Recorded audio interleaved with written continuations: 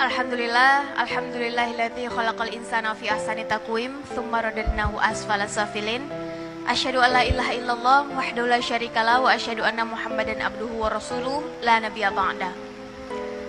Alhamdulillah, saya senang sekali bisa hadir di tengah teman-teman yang sore hari ini, di weekend kali ini, mau menyempatkan waktunya untuk hadir, untuk sharing, untuk diskusi, untuk menuntut ilmu, untuk bertukar pikiran.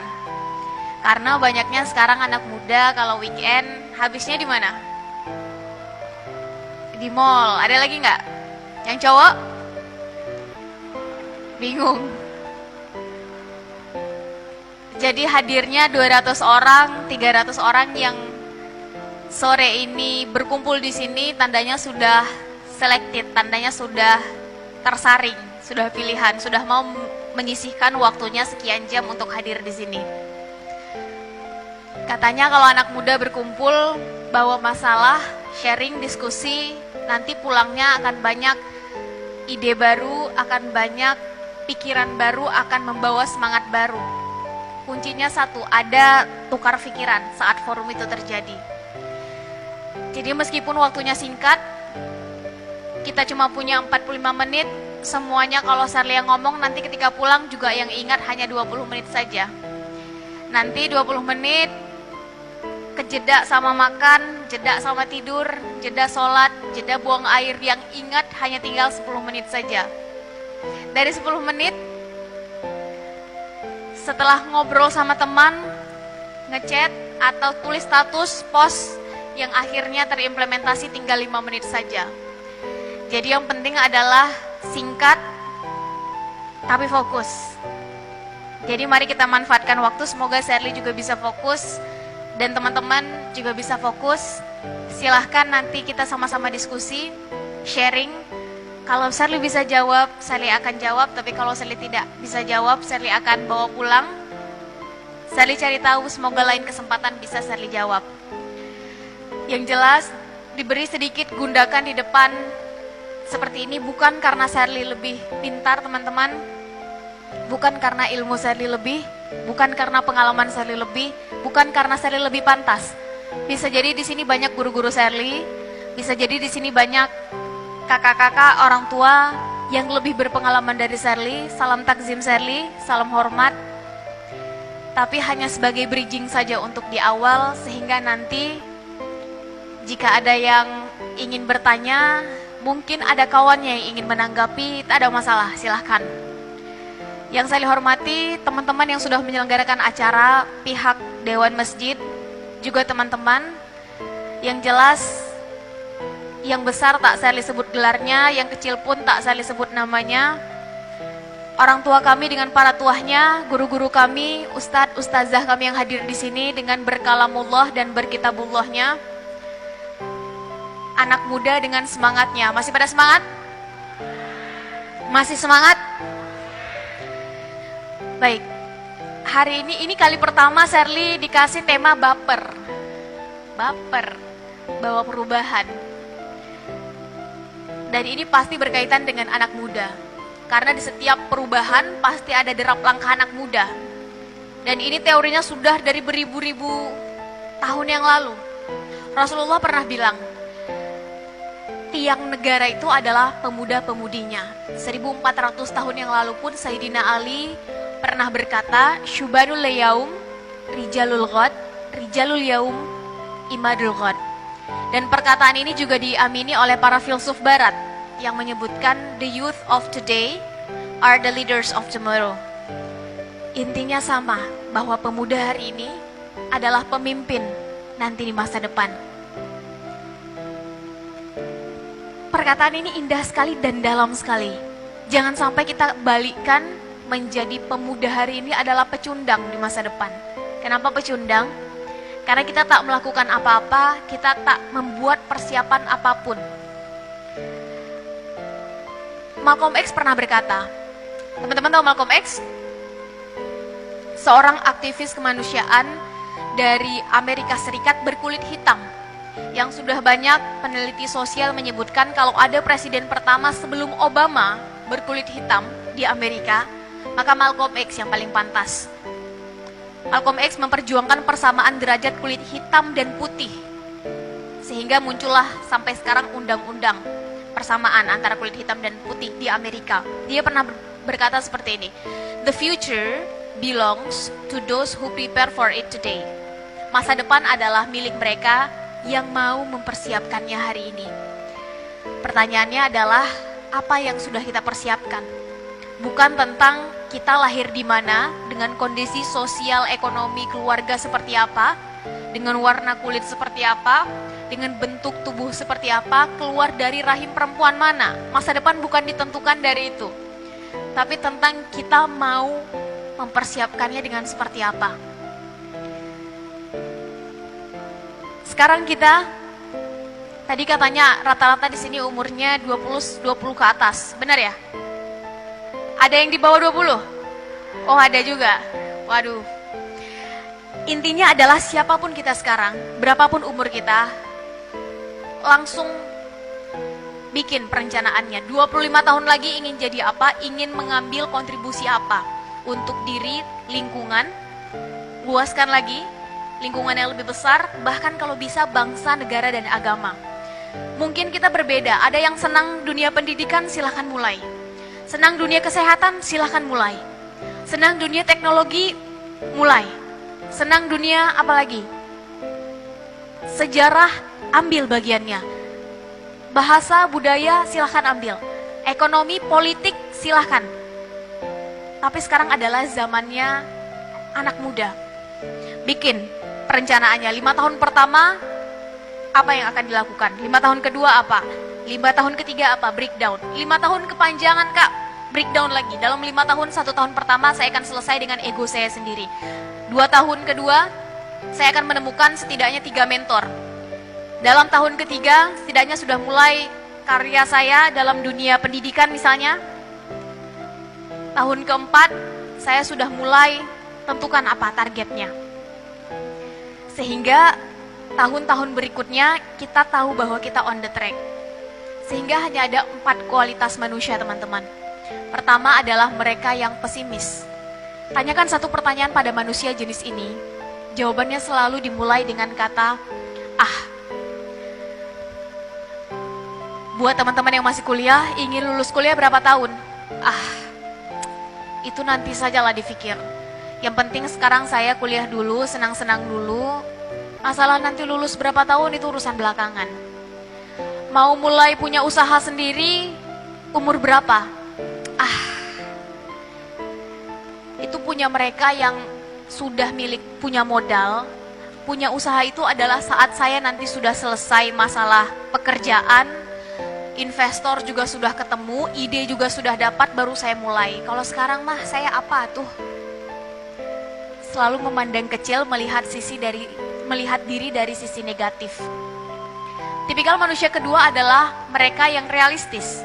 Tanya satu pertanyaan pada manusia jenis ini, selalu dimulai dari kata, ya sudahlah. Kapan? Mau mulai punya rumah sendiri? Ya, sudahlah. Sekarang saja sudah tinggal di sini, syukur. Sekarang tinggal dengan orang tua, harusnya saya sudah bersyukur. Kos-kosan sudah bersyukur. Ya sudahlah, nanti kalau sudah bekerja, gaji sudah sekian digit, baru saya mulai berpikir tentang punya rumah sendiri. Buat yang laki-laki, kapan mau mulai meminang anak orang misalnya? Ya sudahlah, kapan nanti dapat lampu hijau saja, kapan dapat restu saja, nanti baru saya mulai maju. Selalu ditentukan oleh lingkungannya.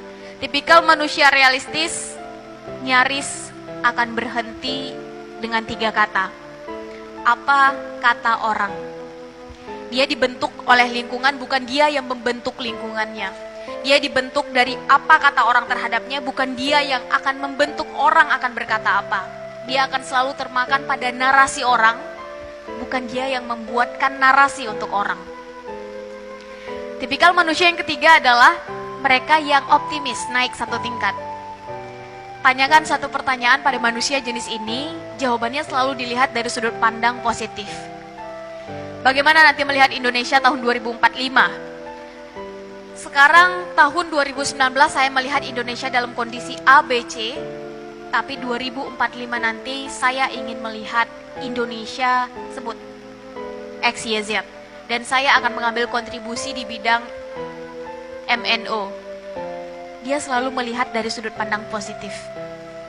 15 tahun lagi, melihat diri sendiri akan seperti apa. Sekarang saya memang adalah seorang mahasiswa di kampus ini, jurusan ini, semester ini. Tapi 5-10 tahun yang akan datang, saya sudah punya usaha di bidang logistik misalnya, dengan revenue tahunan minimal 5 miliar lah. Kok nggak ada yang ngamin? Takut banget bercita tinggi. Nanti 5 tahun lagi sudah punya karya dalam bidang apa? Sekarang memang yang saya lakukan adalah ini, bersama teman-teman. Tapi 5 tahun dari sekarang, karena saya suka dalam bidang pendidikan, minimal saya sudah punya yayasan. Minimal sudah ada 100 anak yang kita bantu untuk sekolah. Setidaknya ada 2.000 teman-teman yang tidak bisa membaca, menjadi bisa membaca di lingkungan Jabodetabek. Bukan tentang siapa dia sekarang, tapi siapa dia nanti. Ada 1.000 orang yang mengatakan that's impossible, tidak mungkin. Dia adalah orang ke-1001 yang akan mengatakan that's possible, itu mungkin. Dan saya yang akan membuat itu menjadi mungkin. Orang lain bilang itu mustahil, dia duluan yang akan memvisualisasikan cita-citanya dalam pikirannya. Tipikal manusia yang keempat naik lagi satu tingkat, mereka yang progresif. Teman-teman, kadang-kadang kita hidup terbentur dengan yang namanya aturan, betul nggak? Buat mahasiswa ada yang namanya aturan kampus. Buat yang sudah bekerja di sini ada yang namanya aturan perusahaan.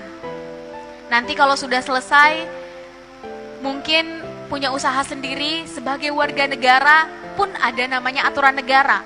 Bahkan sebagai makhluk ilahi, ada yang namanya aturan agama. Kita hidup dengan aturan. Maka hanya mereka yang progresif yang selalu menemukan celah dan cara. Dengan kreatif, inovatif, tapi tetap solutif untuk terus membawa perubahan. Dia tak peduli dimanapun dia berada, situasinya seperti apa, dia selalu muncul dengan pembaharuan dan ide-ide segarnya. Dan manusia seperti ini yang nantinya akan membawa perubahan untuk orang-orang di sekitarnya. Zaman bergerak, waktu berganti, teknologi hadir. Kita mampu atau tidak beradaptasi, maka ini akan menentukan langkah kita selanjutnya. Franklin pernah bilang, teman-teman, when people stop changing, they are dying. Ketika manusia berhenti berubah, tentu berubah ke arah yang lebih baik, maka mereka akan mati. Pertanyaannya adalah apa yang membuat teman-teman hari ini di sini berbeda dengan teman-teman 5 tahun yang lalu? Apa yang membuat teman-teman 5 tahun yang akan datang berbeda, berubah dari teman-teman yang sekarang? Bikin targetnya. Yang jelas, kalau pertanyaannya adalah dari mana ini semua harus dimulai, maka saya ingin sharing satu quotation yang Sherly senang sekali dengan quotation ini. Mengubah pola pikir Sherly sejak SMP membaca quotation ini, langsung teringat, langsung terngiang-ngiang, sehingga setiap bertemu dengan siapapun, Sherly senang sekali menggunakan quotation ini untuk mengajak melihat dari perspektif lain.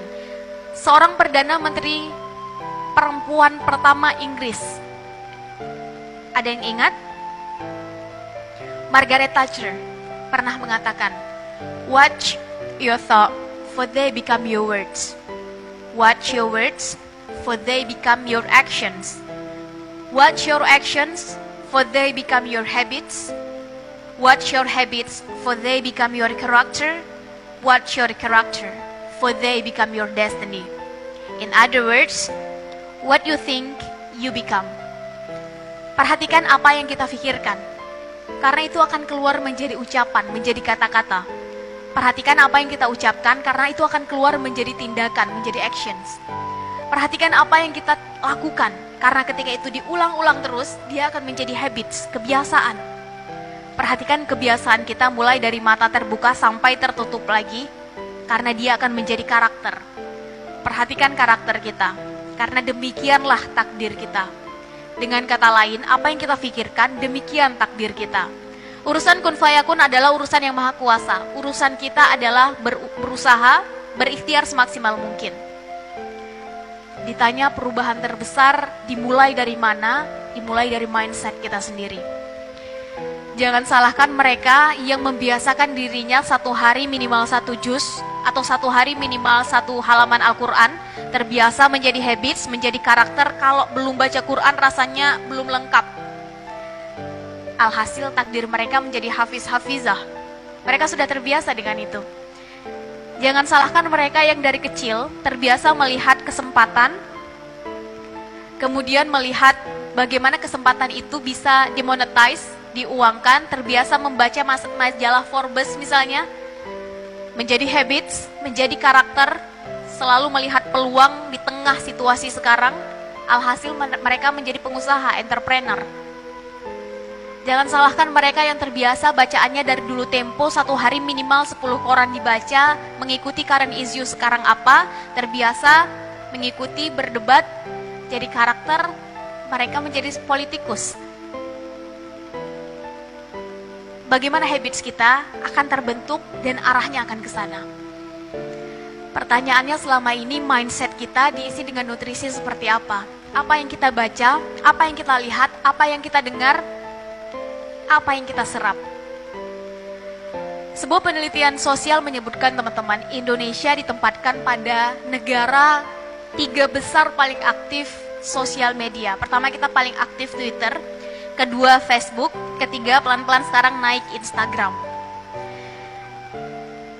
Dan sebuah riset menyebutkan anak muda Indonesia menghabiskan waktu 1 hari minimal 8 jam di internet. Silakan teman-teman jawab sendiri, 8 jam itu dihabiskan di mana? Yang jelas 8 jam itu adalah 1/3 waktu yang kita punya dalam sehari. Kalau 8 jam habis di internet, 8 jam atau 7 jam habis untuk tidur, istirahat malam. 8 jam lagi habis untuk makan, untuk apa lagi? Beribadah, untuk buang air, untuk berbicara dengan teman, untuk di jalan, ke kampus, ke kantor, ke sekolah. Ada yang bilang di internet kita membaca buku, karena sekarang sudah ada e-book. Tak ada masalah. Ada yang bilang di internet kita baca Quran, karena sekarang sudah banyak yang digital. Luar biasa. Tapi data tadi menunjukkan perilaku anak muda Indonesia 8 jam di internet habisnya adalah untuk sosial media. Makanya Indonesia ditempatkan 3 besar paling aktif sosial media. Kalau anak mudanya sudah bergerak, main di sosial media, trending pasti dari Indonesia. Hashtag tagar nyaris dari Indonesia.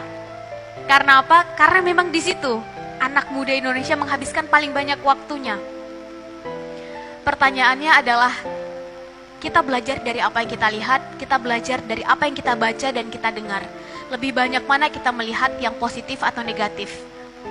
Lebih banyak mana di sosial media itu kita melihat yang hoax atau yang fakta?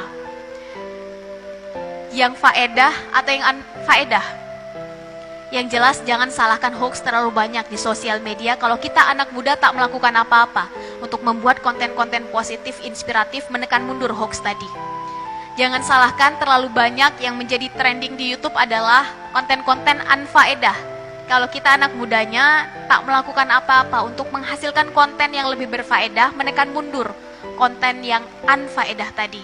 Pertanyaannya adalah kita mau terus-terusan menjadi penonton, pemandu sorak, atau turun menjadi pemain, menjadi bagian, setidaknya pemain cadangan.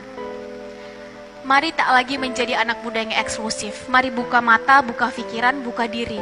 Apa yang sekarang tengah terjadi, mari bersiap. Sebentar lagi akan ada frekuensi gelombang besar dari anak muda. 30-60% penduduk Indonesia sekarang diisi oleh anak muda. Kalau berdasarkan partisipasi politik tahun ini, maka minimal 80 juta anak muda sekarang sudah mulai masuk pada masa mereka akan terjun. Dalam setiap lini, pendidikan mereka mulai, kesehatan mereka akan ambil alih. Apalagi teknologi, teman-teman bisa lihat startup sekarang dipegang oleh anak muda semua. Apalagi politik, kita bisa lihat anak muda semua. Apalagi dakwah di sosial media sekarang banyak diisi oleh anak muda. Maka mari mengambil bagian. Bukan tentang seberapa besar bagian yang kita ambil, tapi keinginan untuk menjadi bagian tadi, bagian yang membawa perubahan. Tak lama lagi, 100 tahun Indonesia merdeka, kita semua akan ditanya, dievaluasi. Sudah sampai mana kita mengisi, memenuhi janji, cita-cita luhur bangsa saat pertama sekali bangsa ini didirikan oleh para pendahulu bangsa. Tahun ini kita sampai pada 74 tahun Indonesia merdeka, kurang lebih 3/4 usianya sampai 100 tahun nanti sudah kita lewati. Kita bisa evaluasi sedikit. Tak perlu jauh-jauh, tak perlu panjang-panjang. Pancasila masih hafal? Tak usah kita bahas semua karena terlalu panjang. Yang paling terakhir saja. Masih hafal? Apa? Keadilan sosial bagi seluruh rakyat Indonesia. Kita mungkin punya interpretasi masing-masing untuk keadilan sosial. Tapi setidaknya ada 3 hal yang sangat sederhana yang masyarakat punya hak terhadapnya. Yang pertama, pendidikan. Sudahkah semua masyarakat Indonesia mendapatkan akses yang sama ke pendidikan? Silahkan teman-teman jawab. Yang kedua, kesehatan. Sudahkah dari Sabang sampai Merauke, Miangas sampai Pulau Rote punya akses yang sama ke kesehatan? Yang ketiga, yang paling urgent, lapangan pekerjaan, ekonomi. Sudahkah rakyat Indonesia menjadi tuan di rumahnya sendiri untuk mendapatkan lapangan pekerjaan? Maka bersiap, akan ada gelombang besar sebentar lagi, yang mau tidak mau, siap tidak siap, tongkat ini akan diberikan pada anak muda. Mereka yang mempersiapkan diri, maka kesempatan lebih senang hinggap duluan kepadanya. Kesempatan lebih senang datang kepada mereka yang bersiap. Kesempatan lebih senang datang kepada mereka yang duluan menyatakan diri bahwa saya siap. Pertanyaannya adalah, kita ingin 2045 nanti Indonesia seperti apa? Bukan nanti 2045 kita baru menentukan bagaimana kondisi bangsa, negara, dan agama saat itu. Tapi dari sekarang. 26 tahun bukan waktu yang panjang, itu waktu yang singkat teman-teman. Kita breakdown. 5 tahun pertama kita ingin melihat kondisinya seperti apa, 5 tahun kedua seperti apa, 5 tahun ketiga seperti apa, 5 tahun keempat seperti apa, sehingga nanti di akhir gapnya sudah sangat sedikit. Kalaupun tidak sampai, setidaknya tidak jauh dari target awal yang sudah ditetapkan oleh para pendahulu bangsa. Mari mengambil bagian. Karena sekarang adalah waktunya teman-teman. Banyak orang ngomong tentang generasi milenial. Sudah selesai, sekarang sudah masuk generasi Z, generasi Alpha. Tahun ini adalah tahun pertama generasi Z masuk ke perguruan tinggi. Teman-teman yang lahir tahun 2001, sekarang adalah tahun pertama mereka masuk perguruan tinggi. Banyak orang ngomong industri 4.0. Sebentar lagi kita masuk industri 5.0. Percepatannya akan 2, 3, 4 kali lipat. Mereka yang mau beradaptasi akan terus bisa lanjut, mereka yang tidak mau akan jalan di tempat, tertinggal. Mari menjadi bagian dari perubahan ini teman-teman, karena kalau tidak diisi oleh teman-teman yang ada di hadapan Shirley sekarang, maka teman-teman tahu akan diisi oleh pihak yang mana. Yang jelas, tak ada kata abu-abu dalam hidup. Kita ingin menjadi baik atau buruk, tidak bisa setengah baik, setengah buruk. Ingin menjadi hitam atau putih, tidak bisa menjadi sedikit hitam, sedikit putih. Ingin berada pada golongan yang mana? Silahkan pilih. Hidup cuma satu kali. Yang jelas, berbicara tentang perubahan, maka pasti kita akan berbicara tentang derap langkah anak muda. Dan berbicara tentang anak muda, kita bukan lagi berbicara tentang umur. Sudah terlalu kuno. Berbicara tentang anak muda adalah tentang pilihan sikap. Ingin menjadi yang pesimis atau optimis. Ingin menjadi seorang yang hidupnya terus berada pada keraguan-raguan atau keyakinan. Berbicara tentang anak muda sama dengan kita berbicara tentang pilihan, sikap, dan pikiran. Ingin terus berada pada keputusasaan atau harapan. Yang jelas kita akan tua setua keputusasaan kita, kita akan muda semuda harapan kita. Kita akan tua setua optimisme kita, kita pun akan muda semuda terbalik. Kita akan tua setua pesimisme kita, ya nanti bagaimana, ya nanti kalau begitu, ya. Dan kita akan muda semuda optimisme kita. Melihat sesuatu selalu dari sudut pandang positif. Selama harapan, keyakinan, dan optimisme itu masih ada di dalam dada, maka kita akan selamanya muda. Jangan mau jadi anak muda yang pengecut. Hidup cuma satu kali, hiduplah yang berarti. Akan ada yang berubah, akan ada yang bertahan. Tapi satu yang pasti, harapan, keyakinan, dan optimisme harus terus diperjuangkan. Kalau ditanya, bagaimana membuat tujuan jangka panjang tadi terlihat sangat bisa didapatkan, diraih, maka saya pikir saya akan menutup dengan satu kalimat yang sangat indah. To get something we never had, we must do something we never did. Untuk mendapatkan sesuatu yang belum pernah kita dapatkan, kita raih, kita capai, lakukan sesuatu yang belum pernah kita lakukan. Lakukan cara yang extraordinary untuk mendapatkan hasil yang extraordinary. Lakukan cara yang di atas rata-rata untuk mendapatkan hasil yang di atas rata-rata. Dan cara ini sudah jauh dibuktikan. Kita sebut saja Rasulullah. Bagaimana cara Rasulullah menghasilkan para sahabat yang sebelumnya suku Baduy menjadi para pengusaha hebat. Yang sebelumnya suku Baduy menjadi para panglima perang. Asia, Afrika, Eropa, Asia Pasifik termasuk Indonesia selesai semuanya. Kita lihat lagi selanjutnya bagaimana Sultan Muhammad Al-Fatih melahirkan generasi selevel Muhammad Al-Fatih. Ceritanya tentu teman-teman tahu, sangat masyhur. Bagaimana Muhammad Al-Fatih menaklukkan kota Konstantinopel. Caranya di atas rata-rata. Kapal yang biasanya di atas permukaan air, naik ke daratan. Daratannya bukan begini. Ada cara yang extraordinary untuk mendapatkan hasil yang extraordinary. Kota Konstantinopel yang dindingnya terkenal sudah beratus-ratus tahun, tak ada yang mampu melewatinya, ditaklukkan oleh anak muda usia 21 tahun. Dengan cara apa? Dengan cara gebrakan. Ada cara yang luar biasa untuk mendapatkan hasil yang luar biasa. Tak usah jauh-jauh, kita masuk ke Indonesia.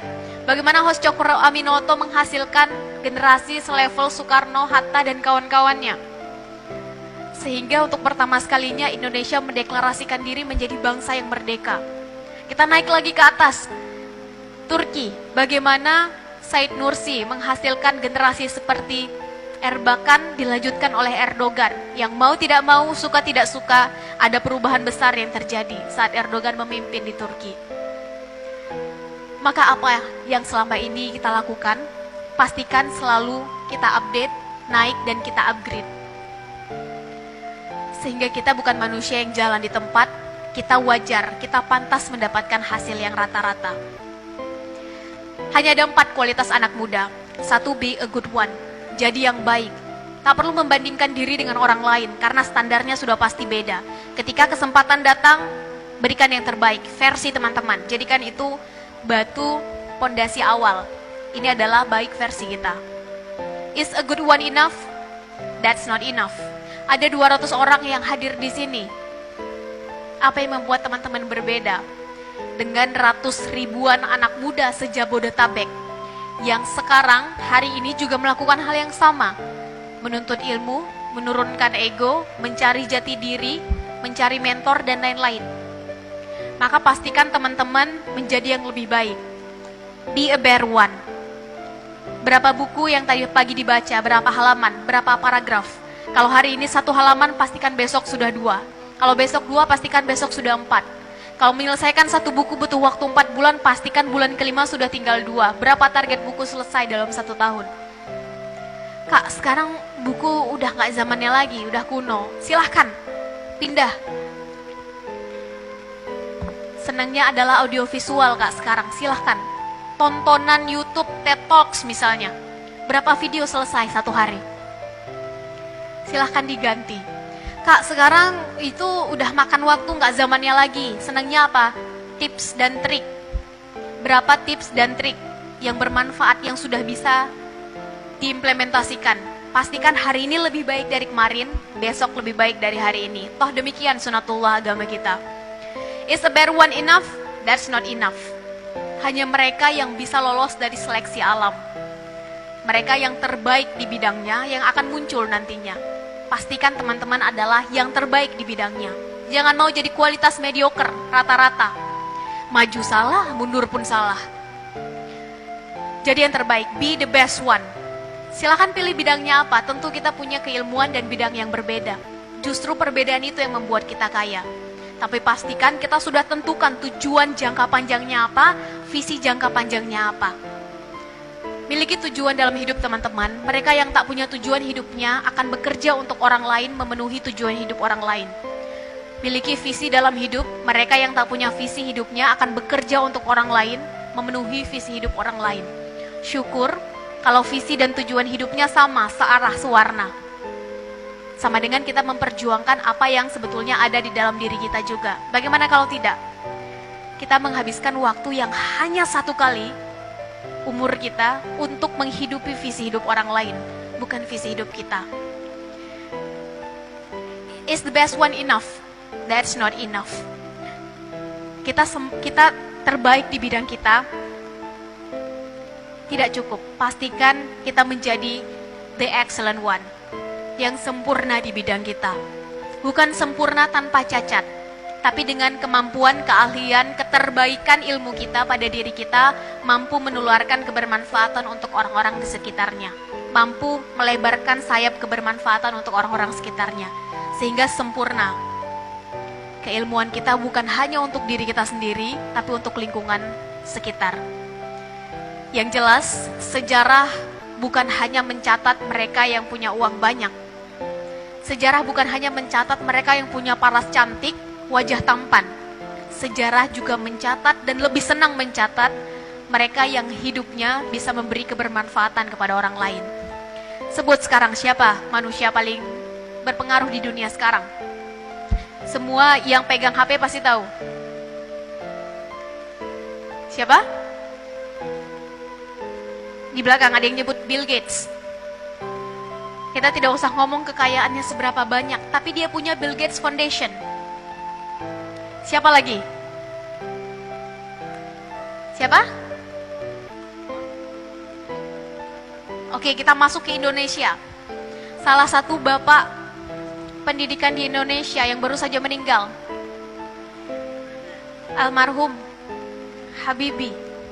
Keilmuannya sempurna. Dia mendirikan Habibie Center. Ada cara untuk membuat itu terus berlanjut, ada atau tidak ada dia. Maka mari kita tentukan dari sekarang, kita inginnya jadi apa, step pertama kita ada di mana, pastikan kita memulai dari a good one. Pelan-pelan mengupgrade diri, menjadi an excellent one, yang kemampuan kita bukan hanya untuk diri kita sendiri, tapi untuk orang-orang di sekitar kita. Kalau hanya ada 100 orang pemuda hari ini di Indonesia yang ingin membawa perubahan pada generasi selanjutnya ke arah yang lebih baik, maka pastikan kita ada di dalamnya. Kalau hanya ada 10 orang pemuda yang ingin melihat perubahan ke arah yang lebih baik, maka pastikan kita ada di dalamnya. Kalau hanya ada 1 orang pemuda yang ingin menjadi bagian dari perubahan tadi, maka pastikan kita adalah orangnya, karena kitalah agen perubahan itu. Demikian dulu dari Sherly. Terima kasih. Wassalamualaikum warahmatullahi wabarakatuh.